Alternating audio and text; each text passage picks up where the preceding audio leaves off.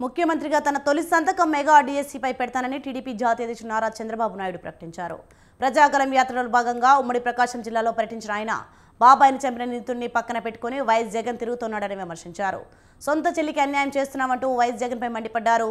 తాను అధికారంలో ఉంటే పరిశ్రమలు వస్తాయని, అదే వైఎస్ జగన్ అధికారంలో వస్తే మాత్రం పరిశ్రమలు పారిపోతాయని చంద్రబాబు అన్నారు.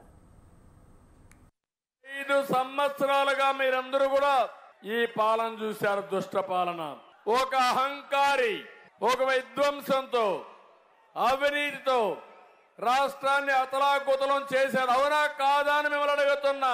మిమ్మల్ని ఒకటి అడుగుతున్నా, మీ ఆదాయం పెరిగిందా, ఖర్చులు పెరిగాయా? ఎప్పుడు కూడా ఏదైనా ప్రభుత్వం వల్ల మీ ఆదాయం పెరగాలి, ఖర్చులు తగ్గాలి, మీ జీవన ప్రమాణాలు మెరుగ్గా ఉండాలి. అవి జరిగాయని మిమ్మల్ని అడుగుతున్నా. 5 ఏళ్లు బాధుడే బాధుడు. 9 సార్లు కరెంటు ఛార్జీలు పెంచారా లేదా?